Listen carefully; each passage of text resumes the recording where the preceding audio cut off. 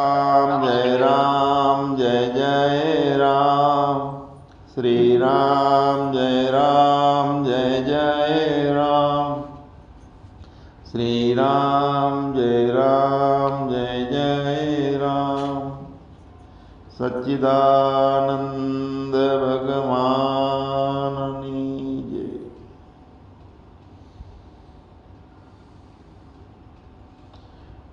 હું છું અને હું આત્માને ગોતું છું.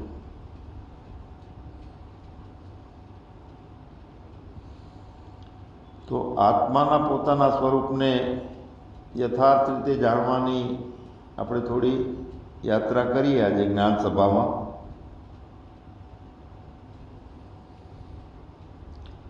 વાસ્તવિકતા જે છે તે આત્મા રૂપે જે ચેતન છે એના બદલે એ ખોવાયો એવું લાગે છે અને હું એને ગોતું છું એવો એક હું ચેતન છું એવો એક ચેતન ઊભો થયો. જળ અને ચેતન મિશ્રિત થઈને એક ગાંઠ ઊભી થઈ અને એ મોટા કપડામાં એક ગાંઠ જીવન જીવવા લાગી છે. જોવે છે, અનુભવે છે, હાલે છે, ડોલે છે, અલગ અલગ રમતો રમે છે. એ ગાંઠ છે તે કપડાને ગોતે છે. તો પોતાના મૂળ સ્વભાવ છે સચિત ને આનંદ. સત એટલે કાયમ હોય છે તે, જેનો બાદ નથી થતો કોઈ કાળે તે. અસત એટલે જેનો બધી રીતે બાદ થઈ શકે છે એ બધું અસત. ચિત એટલે જે ચેતન છે, જાણે છે તે, જેની સત્તા છે તે. અને આનંદ એટલે અસંગી રહે છે, ઠોસ છે, ભરપૂર છે, વ્યાપક છે, બધે છે, તે આનંદ સ્વરૂપ છે. તો પોતાનો મૂળ અર્થ આ છે. અને અસત છે, આવે છે ને જાય છે ને ઊંઘે છે ને હું માંદો થયો સાજો થયો, આ અસત છે ઊભો થયેલો. અને જળ છે, કેમ કે જળ અને ચેતન બે ભેગું થઈને એક ગાંઠ નવી ઊભી થઈ છે ચેતન તરીકેની, કે હું નિલેશભાઈ છું. નામ રૂપ આકાર ધારણ કરીને અધ્યાસો બધાય ખડક્યા છે એની અંદર અને દુઃખોનો અનુભવ કરે છે. તો બંનેનો વિરોધ સ્વભાવ છે. એકનો જે અર્થ છે ચેતન છું એનો, એનાથી જીવ છું એનો બિલકુલ વિરોધ સ્વભાવ છે. તો શું થયું છે, આપણે પોતાની અંદર જગત છે, સંસાર છે, હું જન્મ્યો છું, મારે દુઃખો છે, આ ઠાસીને ભરી નાખ્યું છે ને. તો એમાંથી ને એમાંથી આટલું બાદ કરવાનું છે. જગત ખતમ થઈ જાય, હું કરતા ભોગતા છું એ પણ ખલાસ થઈ જાય. એમાંથી ને એમાંથી અત્યારે જે છીએ ને એમાંથી નવો નથી ગોતવાનો કોઈ. હાલ જે છે અત્યારે જે સાંભળી રહેલો છે, અર્થો કરે છે, સ્થિરતાનો શાંતિનો પણ અનુભવ કરી શકે છે. અને જે માને છે કે હું મને જડતો નથી, મારે ગોતવો છે, એને જ ગોતવાનો છે, બીજાને નહીં. તો એમાંથી જગત ખતમ થઈ જાય, કર્તાનો ભાવ ખતમ થઈ જાય, હું બુદ્ધિ છું ને અર્થો કરું છું ને અનેક જાતનો આ સૃષ્ટિનું ચક્ર છે બધું બંધ થઈ જાય. એવો પોતાના મૂળ અર્થને આપણે જાણવાનો છે, સ્વરૂપને, મૂળ સ્વરૂપને. હવે પોતાના મૂળ અર્થનો ત્યાગ નથી કરવાનો અને તે સતત છે, તે જ છે અને તે જ હું છું. પણ એનાથી વિરોધ જે ઊભો થયો છે જીવ ભાવ તરીકે, અધ્યાસો થાય છે, માણે છે, જાણે છે, સુખી થાય છે, દુઃખી થાય છે. તો તે કોણ છે? જ્ઞાનની ભૂમિકાથી અજ્ઞાનની ભૂમિકા વાળો વિરોધનો છે, પણ છે એકનો એક મહાન આત્મા, મહાન વ્યક્તિ હોવા છતાં પોતે અત્યારે ગુંડો બની ગયો હોય, ડાકુ બની ગયો હોય, પણ એ બધું એની દશા પલટાઈ ગઈ, પણ છે એનો એ. તો તે કોણ છે એને શોધીએ, એને પકડીએ. જે ખોટો ઘૂસી ગયો છે એને પકડીએ, એને શોધીએ, એનો બાદ કરવાનો છે આજે. એના બાર વગાડી દેવાના આજે, મતલબ કે એને ખતમ કરવાનો. ઊભો થયેલો છે જળ અને ચેતન મિશ્રિત, બહુ બુદ્ધિ થાય છે, અર્થો થાય છે. એ હું વિચાર જે થયો છે એ અજ્ઞાન દશાનો, એમાં આ બધું થાય છે. તો એને પકડીને એને બાદ કરવાનો છે. તો ભગવાન બાદ કોણ કરે છે? એને બાદ જેને કરવાનો છે, જીવ ભાવમાં છે, એ અજ્ઞાત છે. એ જણાતું નથી. અજ્ઞાને જણાતું નથી અને જ્ઞાને જણાતું નથી. મૂળ અર્થ એનો જણાતો નથી.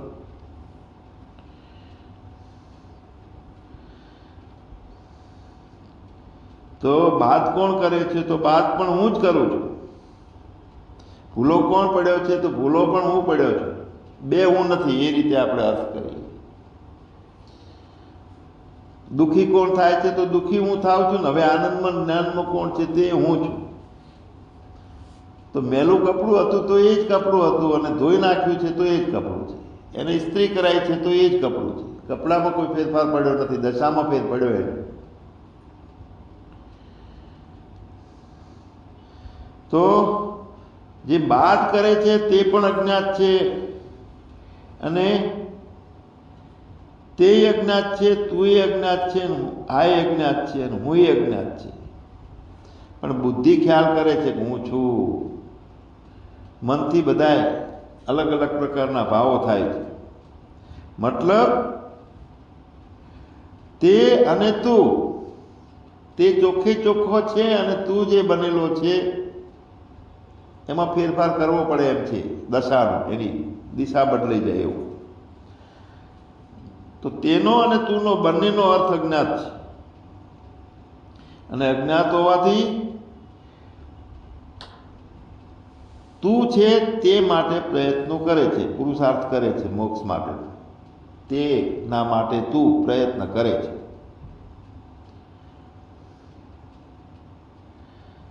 પુરુષાર્થ સાધે છે. જોઉં છું, સાંભળું છું, તે હજુ પોતાનું લાગતું હોવાથી તે બધું આત્માથી વિરુદ્ધ સ્વભાવથી છે. બધું હું છું, હું સાંભળું છું, હું જોઉં છું, હું સૂતો છું, અને તે આપણને બધું હજુ પોતાનું લાગે છે. હું અને એ બધું મૂળ જે સ્વભાવ છે એનાથી વિરુદ્ધ સ્વભાવ છે તે, અને તે અજ્ઞાન છે. હવે એ સમજણમાં આવે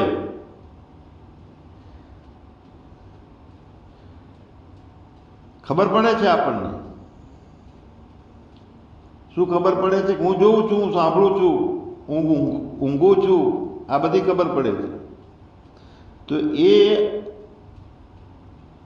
હું વિચારના કારણે એ ખ્યાલ આવે છે, અને એ અજ્ઞાન આપણને નડે છે. કારણ કે દ્વૈતો થાય છે ને, અલગ અલગ. મને મેળવ્યું તો આનંદ થાય છે, ગયું તો દુઃખ થાય છે, ને આ બધા દ્વંદ્વો થાય છે ને, એ અજ્ઞાનના કારણે થાય છે ને. એ મને નડે છે, અને એ પણ હું સમજું છું, સમજાય છે મને. તો એને શોધવો છે. તો શું છે એ અજ્ઞાન? તો અજ્ઞાન એક વૃત્તિ છે. તો અજ્ઞાન એક વૃત્તિ રૂપે છે, અને જે અનેક પરિચ્છિન્ન એટલે ટુકડા ટુકડામાં, માપમાં અનેક પ્રકારના રૂપોના આકારવાળી વૃત્તિઓ બને છે. તો એ પરિચ્છિન્નતાવાળી વૃત્તિ, ટુકડાઓવાળી વૃત્તિ, અનેક નામ રૂપના આકારોવાળી વૃત્તિ છે. એ વૃત્તિ બંધ થાય, અને એના બદલે એક મૂળ જેનો સ્વભાવ છે, બ્રહ્મ છે મૂળ, એના માટેની એક વૃત્તિ તૈયાર થાય. તો એ અપરિચ્છિન્ન એટલે અકાટ્ય છે. દેશથી હું મુંબઈ છું, અને કારથી હું 5 દિવસ પહેલા મહેસાણા હતો. તો એ 5.5 ફૂટવાળો હું દેશથી અને કાળથી નોખો જણાવું છું. અલગ અલગ સ્થળોએ ગયો છું, જવું આવું છે. અને ઇન્દ્રિયોથી હું ભોગવું છું, ઊંઘું છું, જાગું છું, આ બધા અનુભવો થાય છે એ વસ્તુથી. હવે દેશ, કાળ અને વસ્તુથી અકાટ્ય કેવો છે? તો તે વ્યાપક અવિનાશી ચેતન તત્વ છે તે. તો એની મૂળ વૃત્તિ બનાવવાની છે, અપરિચ્છિન્ન વૃત્તિ. તો પરિચ્છિન્ન વૃત્તિના બદલે અપરિચ્છિન્ન વૃત્તિથી પરિચ્છિન્ન વૃત્તિનો બાદ થઈ જાય છે. પછી અજ્ઞાનવાળી જે અવસ્થા છે એનો બાદ થાય છે.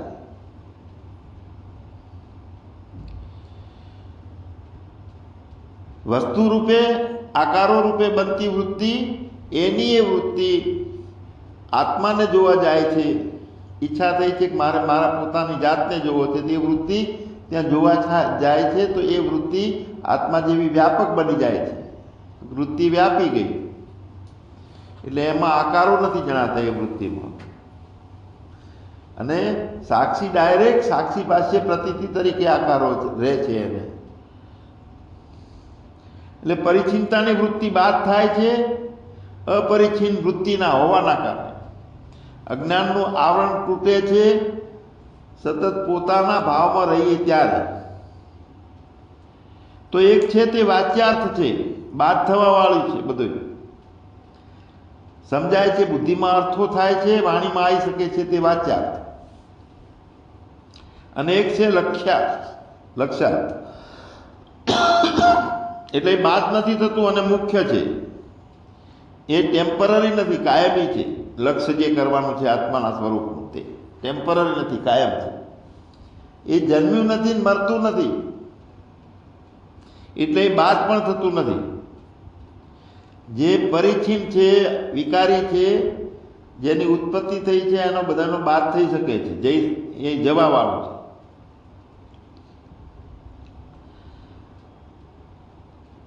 પરિચ્છિન્ન વૃત્તિઓ બાદ થાય છે. તો એક વાચ્યાર્થ એ બધું બાદ થવા વાળું, અને એક લક્ષ્યાર્થ એ મુખ્ય છે, બાદ નથી થતું. હવે દેહ હું નથી એ ભાવ આપણને નક્કી થઈ ગયો સાંભળીને. ચાલો બુદ્ધિમાં ફિટ થઈ ગયું કે દેહ હું નથી, અને સાચી વાત છે. તો એ ભાવ નક્કી થયો તો તે કોને થયો? દેહ હું નથી એ પણ મને થયો. દેહ હું છું એ ભાવ કોને થયો તો? તે પણ મને થયો. તો મને આત્માને પોતાને એ ભાવ થયો છે કે હું દેહ નથી. પણ હું દેહ નથી તો આત્મા છે. જો છે હજુ પરોક્ષ છે, અપરોક્ષ નથી થયો. હું સાક્ષાત છું એવું માન્યું નથી. દેહ હું નથી માન્યું ને આત્મા છે. અને એવું મને શાસ્ત્રોનું જ્ઞાન છે 15-20 વર્ષથી. ઘણું બધું સાંભળું છું, સમજાય છે. ગીતા પણ કહે છે કે દેહ હું નથી અને આત્મા છે. પણ હું આત્મા છું એ વાત નથી સ્વીકારી. તો ત્યાં સુધી એ જ્ઞાન છે તે પરોક્ષ છે. તો પરોક્ષના બદલે અપરોક્ષ, બીજાના બદલે સાક્ષાત હું છું એવું જ્ઞાન કેવી રીતે થાય? તો બધું જ અનાત્મા છે અને મેરે અપને સિવા કુછ નહીં. બધું અનાત્મા છે અને મેરે અપને સિવા કુછ નહીં. એનો સાચો અર્થ આ છે, મારા સિવાય બીજું કાંઈ નથી. અનાત્મા હોય તો હું અનાત્માનો ત્યાગ કરું, પણ એવો પોતાનું દર્શન થાય કે હું જ આત્મા છું અને બધું જ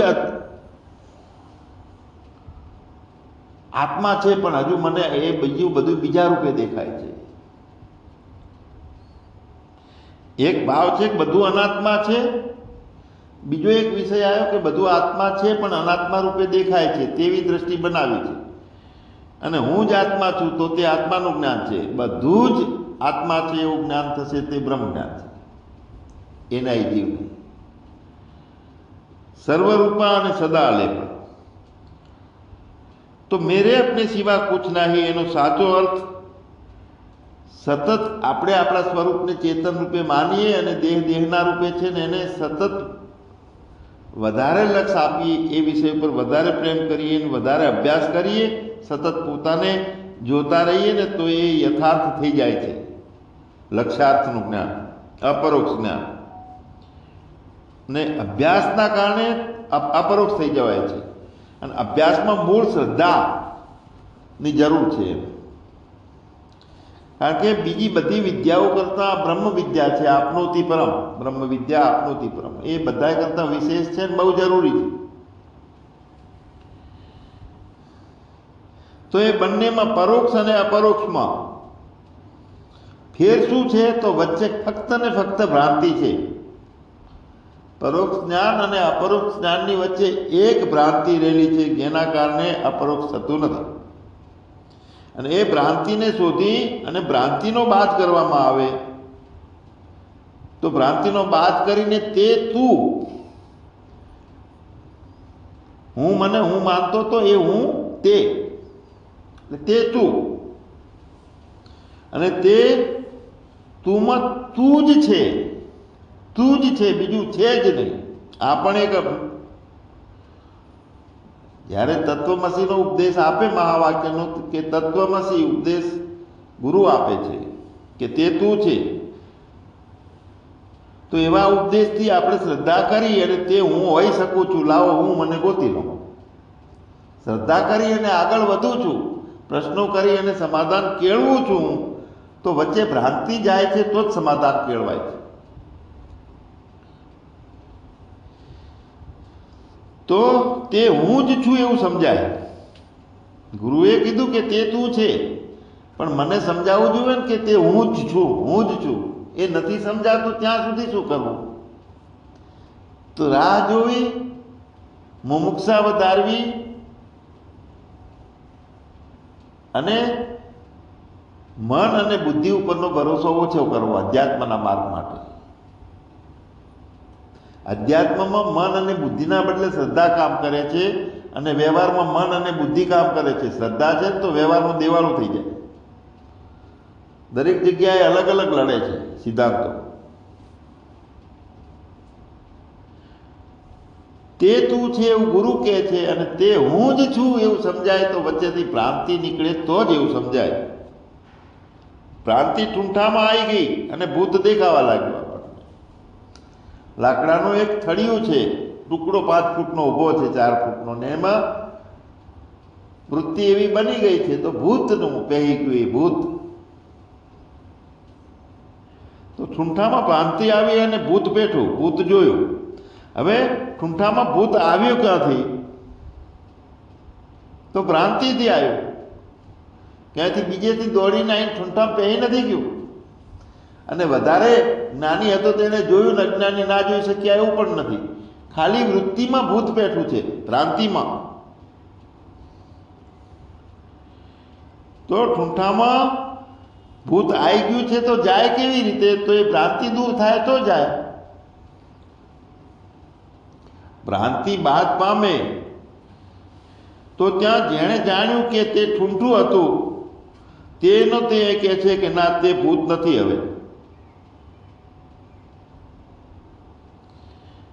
તે ઠૂંઠું છે એવું જેણે જાણ્યું છે ત્યારે એ જ કહે છે કે ના, હવે એ ભૂત નથી. વચ્ચે ભ્રાંતિ નીકળી. કોકે દેખાડી દીધું પ્રકાશ કરીને એને કે જો આ ઠૂંઠું છે, ભૂત નથી. બુદ્ધિને એને જગાડી. પેલા ભાગ પી ગયા એક મહારાજ, અને બહુ ભાગ ચડી ગઈ. એટલે ખાટલામાં હુતા હુતા કે હું તો વાણિયો છું. કારણ કે ભાગ વિધી અને એ ભાગમાં જે વાત પકડાય એની સતત વાગે. બધા ઘરના ગભરાઈ ગયા કે આ તો હું વાણિયો છું કે કરે છે. તો ખબર પડી કે આ ભાગ વિધી છે, એનો નશો છે. તો એને નવડાયા, છાસ પાઈ, માથામાં પણ બધી દહીં ચોપડી, અને ભાગ મગજમાંથી ઉતરી અને એને હલાયો. એટલે કીધું કે જુઓ, તમે બ્રાહ્મણ છો, તમે તમારા ઘરે છો. હા, હવે મને ખબર પડી કે હું બ્રાહ્મણ છું અને મારા ઘરે છું. નશો ઉતરે તો ખબર પડે. એટલે ભ્રાંતિનો નશો ઉતરી જાય. પ્રકાશક કરીને દેખાડી દે કોઈ કે તું ભૂત નથી, જો ઠૂંઠું છે આ. તો અહીંયા ભૂત ક્યાં છે? તો તું જીવ નથી, તું બ્રહ્મ છે. તે નિર્દેશ એ ગુરુ જ કરી શકે, તત્વમસી.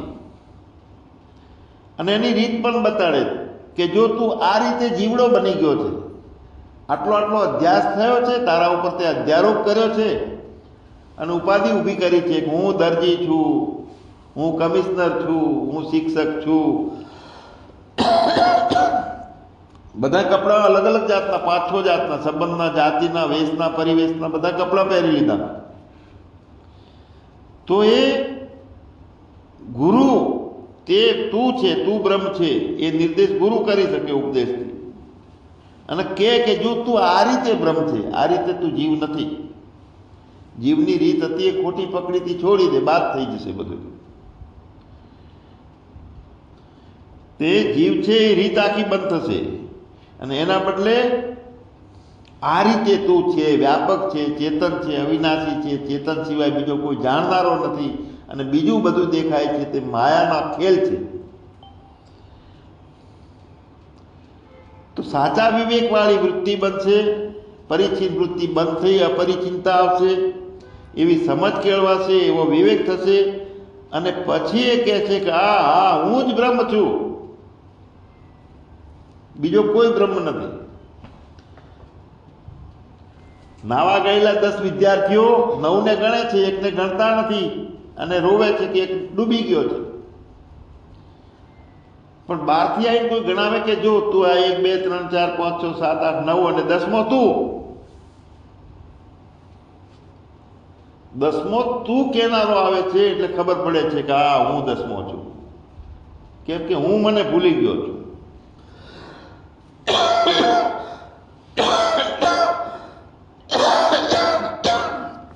તો આના દ્રષ્ટાને એટલે કે સાક્ષીને જાણવા માટે વૃત્તિના જ્ઞાનની જરૂર છે.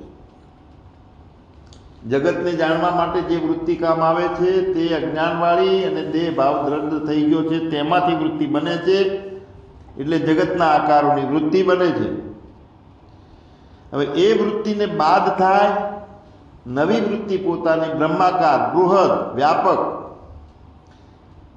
એવી વૃત્તિ બની જાય, એવી બુદ્ધિ બની જાય વ્યાપક, તો એ વૃત્તિથી પરિચ્છિન્ન વૃત્તિઓ બધી બાદ પામે. વ્યાપકની સમજથી જીવ ભાવની સમજ છે એનો આવરણ તૂટી જાય, પણ તો હટી જાય. તો વૃત્તિ જ્ઞાન જે છે એ અજ્ઞાનને બાદ કરી શકે. કેવી વૃત્તિ વ્યાપે એનું જ્ઞાન. વૃત્તિ ફળ આપે છે તે તો નક્કી થઈ જાય છે કે હું બોમ્બેમાં છું, ના ઓશીકું છે, ના સારું નથી, ના ગ્લાસ છે, ફેલાણું છે, અનેક જાતના જ્ઞાનો થાય છે. આ વૃત્તિ પ્રમાતા જગતના જ્ઞાનોની વૃત્તિ કરે છે. તો એ જ્ઞાન બાધક ક્યારે થાય? તો વ્યાપક વૃત્તિના જ્ઞાનથી સીમિત વૃત્તિનું જ્ઞાન બાદ થાય. મોટા પ્રકાશવાળા એલર્જનથી નાની નાની ટ્યુબલાઇટોના પ્રકાશો બધા બાદ પામે. પ્રકાશ એક રૂપે હોય પણ પેલાની ડીમ પડી જાય બાકીના પ્રકાશ. જગત ડીમ પાડવાનું છે આપણે. જગત ડીમ પાડવાનું એટલે જગત જેવું નથી, પણ આપણે જગતને બનાવનારો જે છે ને, માનનારો હું તું મારું તારું કરે છે, સાચું ખોટું કરે છે, ઠરતો નથી, એને ડીમ પાડવાનું છે. એ દશાને ડીમ પાડવાની છે. આંખનું શક્તિ કેટલી છે કે સામે વસ્તુ પડી છે એ બતાડવાની છે, પણ એ વસ્તુને જાણવાની શક્તિ આંખની નથી.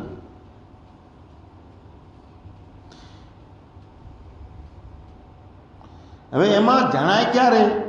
સામે વસ્તુ પડી છે, વસ્તુ આંખને બતાડે છે, પણ એ વસ્તુના પ્રમાણે વૃત્તિ બને છે ત્યારે એ વૃત્તિ બને છે એના કારણે વસ્તુ જણાય છે.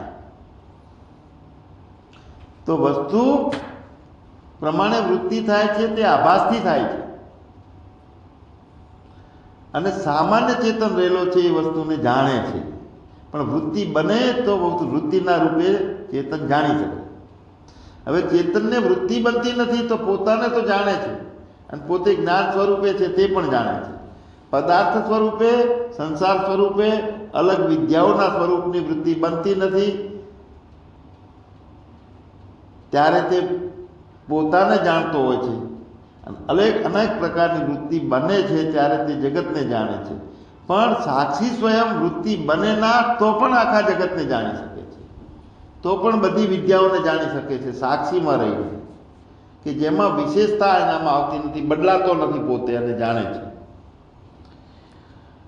તો જે વસ્તુ જોવી છે એ વસ્તુ આકારે વૃત્તિ થવી જોઈએ. મારી સામે મોબાઈલ પડ્યો છે તો મોબાઈલ પ્રમાણે વૃત્તિ થવી જોઈએ, પણ મોબાઈલના ઉપર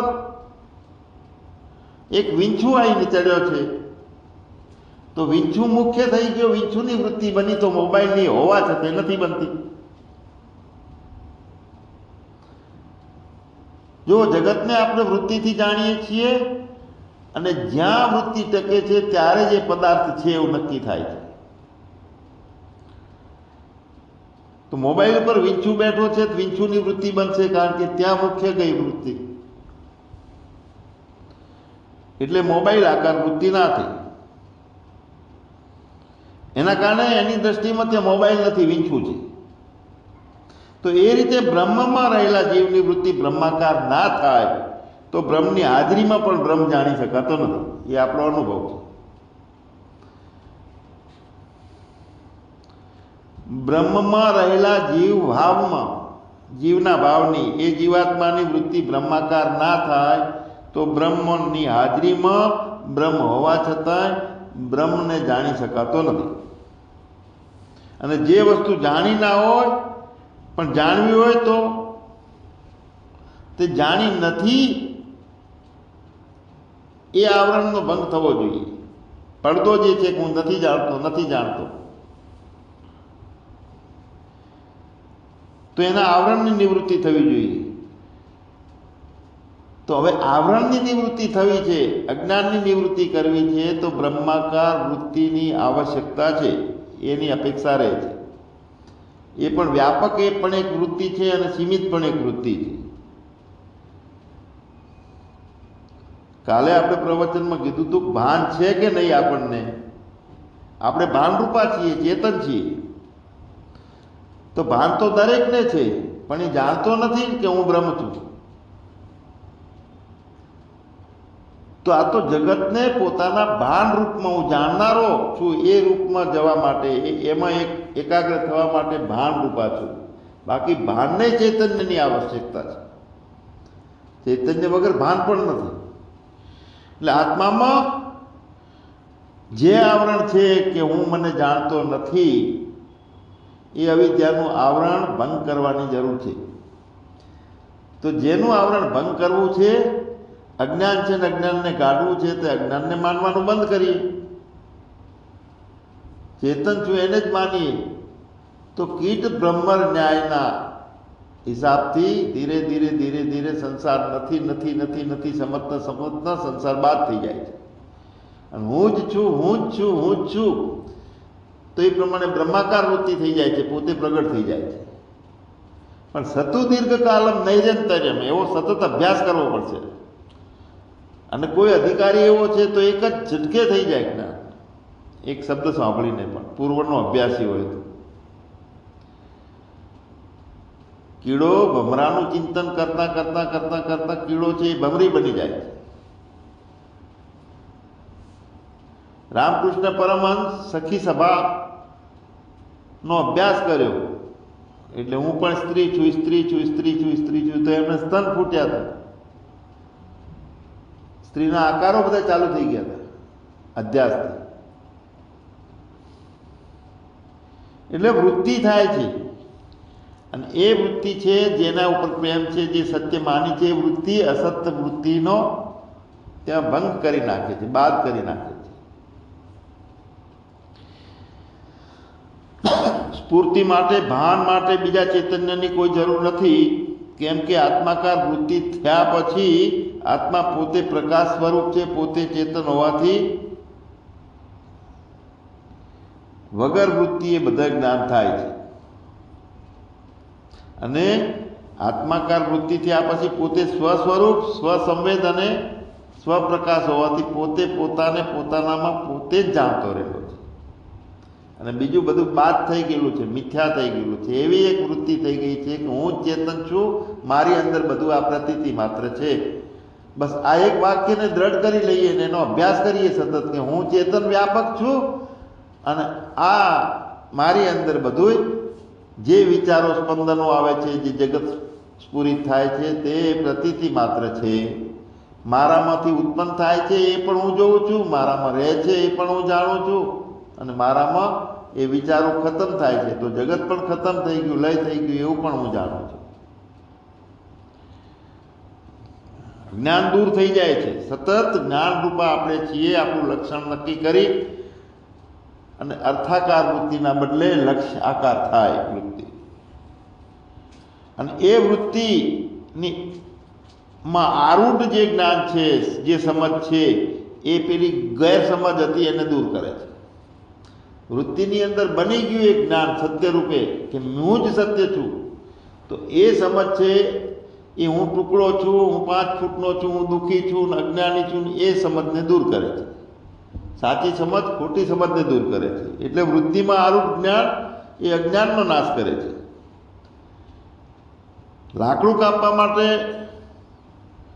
લોઢું લાકડાની અપેક્ષા રાખે છે. કુહાડી હોય તો પણ હાથો લાકડાનો જ હોય.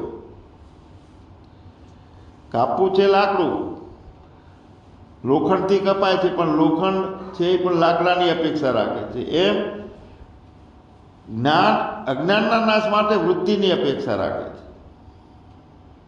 જ્યાં સુધી પોતાના સ્વરૂપે વૃત્તિ નહીં બનાવીએ કે હું વ્યાપક છું, હું નિર્વિકલ્પ છું, હું નિરાકાર છું, હું ચેતન છું, આવી સમજની એક ભાવ બનાવવો પડશે અંદર, દ્રઢ ભાવ.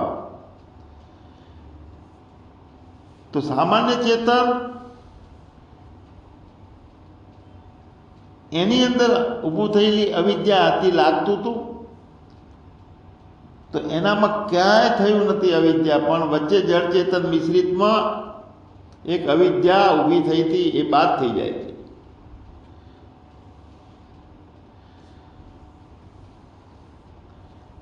સામાન્ય ચેતન એટલે પોતાને બીજી કાંઈ અવિદ્યા છે નહીં, નડતી જ નથી, પોતે કાંઈ ગોતતો જ નથી. અને વિશેષ ચેતન એટલે પોતાનામાં અવિદ્યાય છે, વિદ્યાય છે, હું ગોતું છું, હું તૃપ્તે થયો, આ વિશેષ થયેલું જાણકારી ઊભી થઈને વિશેષ થયેલું ચેતન. વિશેષ ચેતન એટલે વૃત્તિમાં આરૂઢ ચૈતન્ય, અને વૃત્તિમાં આરૂઢ ચૈતન્ય છે તે અજ્ઞાનને બાદ કરી શકે છે, અજ્ઞાનનો બાધક છે. તો અવિદ્યાને અજ્ઞાનને બ્રહ્મની જેમ ભાવ નથી.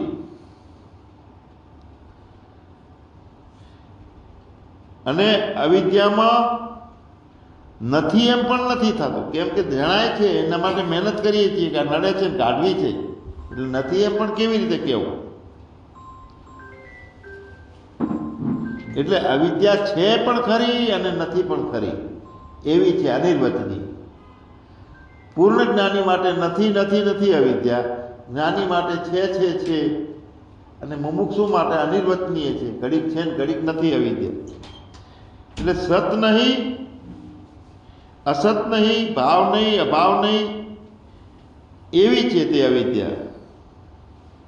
એને પણ ભાવ અભાવ નથી, સત અસત નથી, કારણ કે એ પણ ખાલી ઊભો થયેલો સર્ગ છે. તો જ્ઞાન જે છે તે સત છે, ભાવરૂપા છે, નથી એવું નથી બનતું જ્ઞાનમાં, ચેતનમાં. તો એ જ્ઞાનથી અવિદ્યા નાશ પામે છે.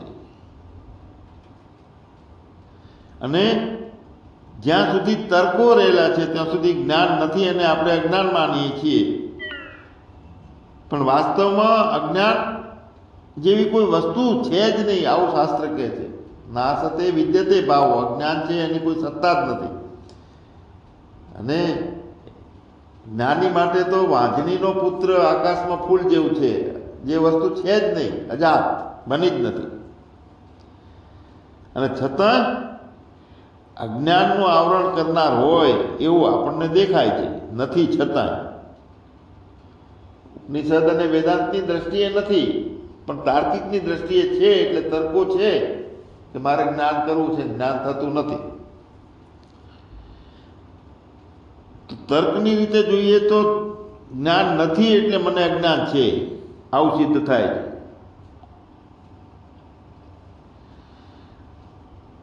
એટલે આત્માના જ્ઞાનમાં જે સંસ્કાર છે, જોયેલું છે, સાંભળેલું છે, ફિટ થઈ ગયેલું છે, સંસ્કારો છે, એ આત્માના જ્ઞાનમાં બાધા ઊભી કરે છે. અત્યાર સુધી જેટલું જાણ્યું ને, એટલે સલેટને આખી ભૂંસી નાખીને કોરી કરી નાખીને ત્યારે સિક્કા પડે. હું કાંઈ નથી, મારું કાંઈ નથી, હું જાણતો નથી, હું જન્મતો નથી, અને હું બધું સાચું છે એ બધું માનું છું. કારણ કે ત્યાં શુદ્ધ હું છે. સાંભળી, જોઈને, અનુભવીને ગાંઠ બંધાઈ ગયેલી છે, એ ગાંઠને તોડવાની છે. કપડાની અંદર ગાંઠ ઊભી થઈ છે તો છે કપડું. ગાંઠ કાઠી હોય તો તોડવી પડે છે, અને પોચી હોય તો ખુલ્લી જાય એ ગાંઠ. કેમ ખોલવી છે? તો ગાંઠ માને છે કે હું છું ને હું કહું છું એ સાચું છે. ગાંઠ કપડું નથી માંગતું. વ્યાપક ચેતનમાં એ ભાવ નથી, બુદ્ધિ નથી. પણ ગાંઠનો એક જ રસ્તો છે, એને કપડું જોવું હોય તો ગાંઠ તરીકે એને મટવું પડશે, અથવા ગાંઠ તરીકે એને ખુલવું પડશે એમાંથી.